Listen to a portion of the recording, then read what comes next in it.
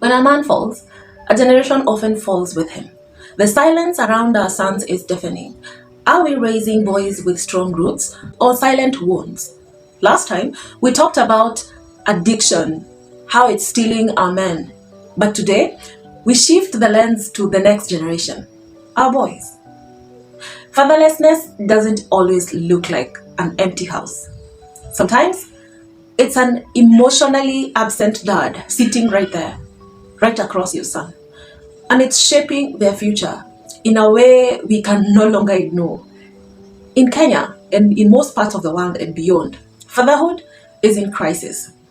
We lost our fathers to alcohols, early graves, silent suffering, and in that vacuum, our sons are left to figure manhood out alone.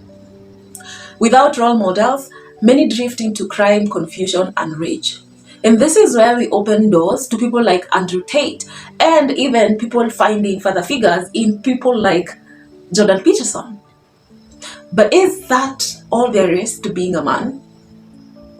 There is a lot that men have to pick up on, and especially when it's of people that they don't know their roots, where they come from, and everything they know about life, it has nothing to do with us. And while being a man is something that should really be paid attention to,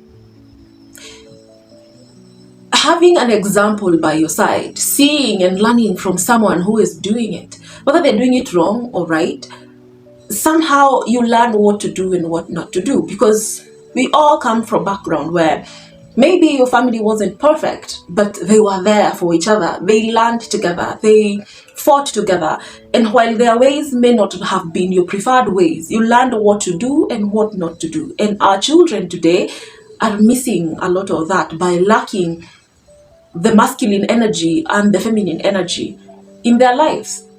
These two things are very important because it's what helps figure out a lot of things that people need to do in their future. To avoid or to eliminate the bias of how someone wants to present themselves, a perspective, a mentality, a character. All these are learned by having these two energies living together, harmoniously, working together, like a duo that these children need to observe, to learn, and they forge their own future from what they've seen, whether they do not like it or likes it. They have a way of forging their own way. Others just bury their feelings and learn to survive, not to thrive. Mothers have become warriors, doing it all, carrying both loads. But that load is too heavy to carry forever. Many homes in central Kenya and many parts of this world now have mothers as pillars, while the pillar that is meant to be fathers have crumbled. Our traditions once gave the boys the roadmap, rites of passage that taught strength, honor, and responsibility. Fathers, uncles, elders, they showed boys how to stand tall. But somewhere we dropped the button. What if we could pick it up again? Not to repeat the past, but to revive its wisdom. That would really mean something, wouldn't it? What if that was to start today?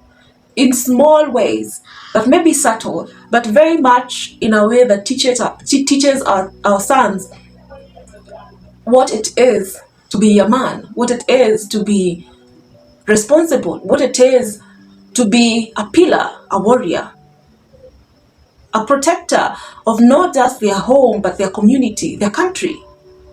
What if we pressed the button again? And this time, keep pushing, keep passing it on in ways that are not just traditional, but modern, using technology as we have seen men are absorbing information on the internet. Because that is the future. And we can't ignore the future in the name of tradition. We can only find ways to fuse it. And that's the only way this baton is going to be carried forward. We cannot let our future, our sons, to be shaped by only people like Andrew Tate, whom presence is more material than it is real life. The story doesn't have to end here. Men in recovery, your healing can become someone else's hope. churches, community groups, we need more spaces where boys hear words of blessing, not just correction. And single mothers, you are not failing. Your love, your wisdom, your fight, it's enough to raise greatness, especially when supported by a strong village, by a strong community. Because boys don't just need survival, they need belonging, they need identity. They need someone to say, I see you and I believe in you. If you are a father, an uncle, a mentor, your voice matters. Be present, speak up, show up. We can't afford another silent generation. We have to stand up and do this. We have to be intentional. We have to be present. We have to show up. We have to avail ourselves to create the next generation, a better generation, a generation of a testimony, of a change that came from a people before them. While I may be young, and I may be feeling this because I have watched it, I have seen it, and I have allowed myself to be awake enough to observe and feel the effects of it. I feel like I need to speak more. And while my voice is only one, there is 1 or 2 or 1,000 more people here who will catch this message and pass it on to someone else, inspiring someone to start a life that is intentional, to create a life that they actually love.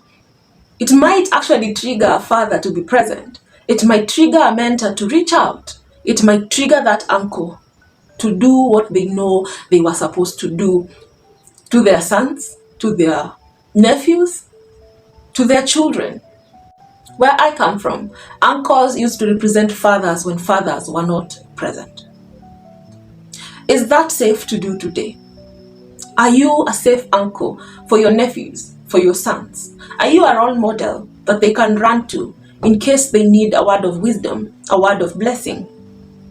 Thank you for watching and for caring about our boys. If this video spoke to your heart, subscribe to my channel and share this with someone who is raising a son today. I am so grateful. In our next video, we'll talk about what strong families can do to heal both fathers and sons together. Until next time, this is Fresh and Dichu, reminding you healing begins when we stop whispering and start building. Let me see you in the next video with much love.